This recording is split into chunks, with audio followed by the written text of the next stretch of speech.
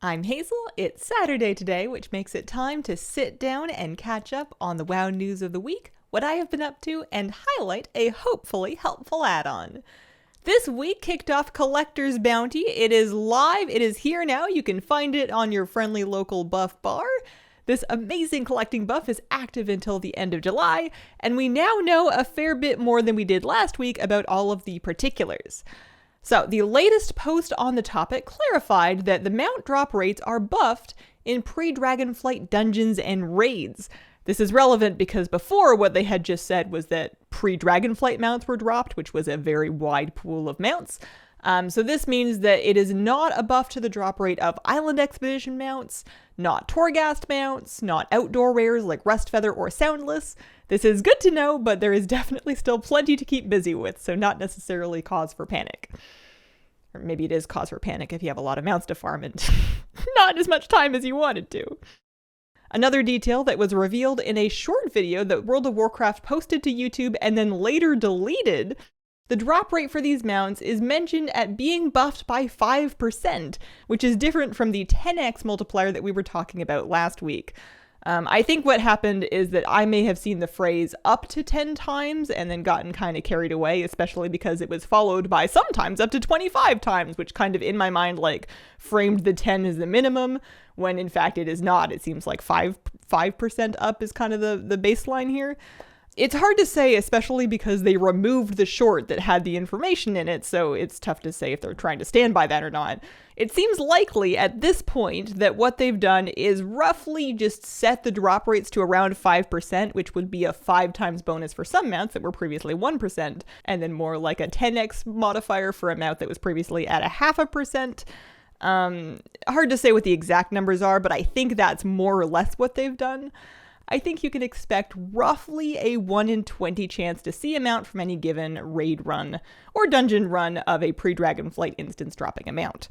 We don't know why they removed that short. I didn't even know that they'd removed it until I went to go pull it for this video and found that I had stills that people had saved, but the actual video itself was removed. Maybe there was an inaccuracy in the video that they didn't want to stand by, or maybe they just wanted to backpedal about talking about actual values for drop rate changes, which is not something Blizzard usually likes to do anyway. Who's to say? It's a good month to farm mounts regardless, and the double transmog drops have been awesome because you can just clear out raids, and not only are you collecting tons of appearances that you might not have had previously, especially since you can learn anything that you can loot, but gold from vendoring this stuff is starting to stack up, especially for people that have been blowing through tons and tons of raids. You can make 10, 15, 20, 30k, 100k if you've really been going insane. You can make quite a bit of gold vendoring all of this stuff. I know I normally only highlight one add-on, and I do have a special add-on to highlight later about this, but I will give a quick special shout out to All the Things, which is giving me a checklist showing the appearances that I am missing from a given instance, which is kind of fun to watch vanish as you clear. And then Scrap is what I've been using to automatically vendor like soulbound gear of low levels. It's not perfect. I find that what I do is I pop this option and this option on in Scrap, crank these levers all the way to the side, and then I can kind of mash the button in the vendor window to sell most of the stuff. And you can also flag things as junk with a keybind if there's something like Zereth Mortis tokens that you want to vendor. You can flag those with a keybind in Scrap to be flagged as junk, so they sell automatically too. A little bit of work to clear out the bags, but anything helps when you have this much loot to vendor. The other tip along those lines is before you start farming any raids, maybe drop by your bank and just stash like your extra trinkets, any extra gear sets that you're not using right at this moment. Maybe just stash them in your bank so you don't accidentally vendor them. Maybe you guys are like organized and that's never happened to you, but I know that if I'm clearing out stuff from a raid clear, everything's in danger. Other stuff going on this month, the Greedy Emissary event also began, and during July, active now, you can get transmog sets and the Inarius Charger mount. So now that we've seen it, it's fairly clear and straightforward how you get this stuff. Basically, you're going to grind goblins, get currency, buy the sets, and then hope for your mount drop while you're doing that. There are portals that spawn on timers in capital cities. Generally speaking, don't worry about those. You don't need to bother with those. The best place to grind goblins, the treasure goblins, is in Undermine, which Makes sense. It's kind of Goblin Central. Take a level 80 character, hang out in Undermine, and watch your map for these portal markers showing you where the next goblin portal is spawning. And if there's nothing, you can kind of do a little lap, see if there's any rares to kill, because what's happening is when you kill a rare, assuming that it hasn't spawned a goblin in the last hour, it will spawn a goblin portal when it dies, and there's plenty of rares in Undermine. So during active times, you can pretty much just continuously farm goblins. Check your bags for these items that you can chuck into the portals to buff the portals, because doing that can make the portals spawn up to 3 goblins each, which makes it even more goblins to farm. And if you're after the mount in particular, you're going to want to kill as many goblins as you can. You're going to get currency, guaranteed currency from your first 10 weekly chests that you loot, and then a small chance for additional currency after that point. So you can, if you want, grind out all the sets right now by just continuing to grind goblins. People have done that.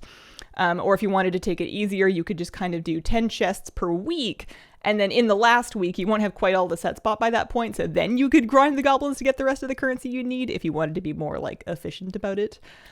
If you want to check on how many of these Hellstone shards that you have, it is in your currency tab down in the miscellaneous section with the Dark Moon prize tickets. And you can spend currency at vendors. The Dornagal one is located here, just opposite the Enchanting Trainer. You can get armor sets, but not the new mount off these vendors. If you want the new mount, you gotta grind goblins and loot the goblins directly, because that's where it's gonna drop. It does not come from the chests, you just loot the mount off the goblins.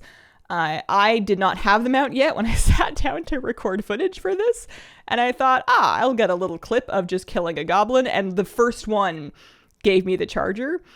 So it can happen. It wasn't the first goblin that I'd killed in the event in general, but not too bad. Wowhead has the drop rate for the mount at about 0.5%, so 1 in 200 goblins, which sounds insane until you see how many goblins that you can kill when you just hang out in Undermine during like a peak hour.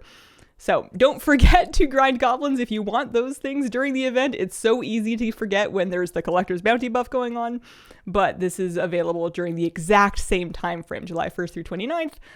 So have fun. Other things going on this month in the same time frame. This is the Shahao Sage Serpent. So this is a promotion where during the month of July, you can log on to Cataclysm Classic and play through the Pandaren starting area to earn the Shahao Sage Serpent mount for your retail WoW account. So if you remember when Wrath Classic launched, they did a very similar promotion where you had to play through the Death Knight starting area to get a mount for retail. Same thing, only available for a limited period of time, and does not require you to buy anything outside of just having a WoW sub. So free mount, go get it. Don't regret not getting it if you have an active WoW sub right now. Doing the starting area should take somewhere in the neighborhood of 90-ish minutes, depending on things like your pace, whether you've done the zone before, how busy the zone is. We're past the first couple days of the promotion now, so it should be calming down. It's a beautiful mount, and I should try to make time to get it one of these days because I've been busy with the other stuff.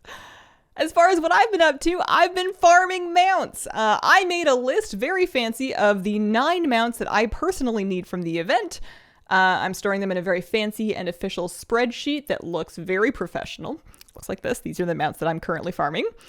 I've been doing longer streams, and I'm going to continue doing so for all of July, and all of these streams are just mount farming all the time. I'm just grinding these instances 4 hours a day, 5 days a week. So that's fun. We're doing 9 a.m. to 1 p.m. Pacific, and I just get a little hangry at the end. So far, after about 8 to 10 hours of running raids, I have earned no mounts. Currently, as of recording this, I have gotten nothing. Just a nice reminder that even with the buff drop rates, RNG is still RNG. It is normal for you to run these instances 20, 30 times and not see anything. I really wanted to farm the Shackled Urzel from Antorus, but I've made myself stop farming that one for now because I decided to deprioritize Legion Remix mounts. Or Legion mounts, rather, because of Remix. Like, because we're going to get Legion Remix at some point in the medium future, I figured those are good mounts to kind of bump down the list and work on everything else first. So I've been grinding Battle of Dazar lore for Gmod. If you're doing that one, a good tip is that you can actually just do the LFR wing for Gmod. You don't need to run the whole raid. You can. It can drop in L4 difficulties, but the LFR wing's a lot faster, especially if you have a bunch of characters. I found out that my 70s can't handle the LFR wing for that, so just make sure that you do Mechatorik, Stormwall Blockade, and Jaina, because they put the mount on Jaina for LFR specifically. The other difficulties it still drops off of Mechatork. And that brings us to our add-on highlight of the week. This one is pretty much just for this month, and it is called Collector's Bounty Helper. So just for this event, but it is super clean and easy to use and removes the need to rely on any external website to get a checklist of the mounts that you need to farm. So when you install it, you can pull it up with a chat command or with a mini-map button, and it's going to show you all of the mounts that are affected by this buff. And there's a checkbox on the bottom here to hide the mounts that you already know, which makes it your special checklist. And then there's another box that you can use to hide the mounts that you're currently locked out for, so you can see the ones that that character still has left to run.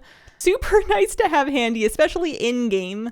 This kind of removes the need. There's lots of websites that can do this. I use Simple Armory to make my list. I know people liked completionist.net, but this is nice because even if websites get lots of traffic, or you just don't want to use your second monitor, it's nice to have sort of an in-game tool to keep track of what it is that you are farming for.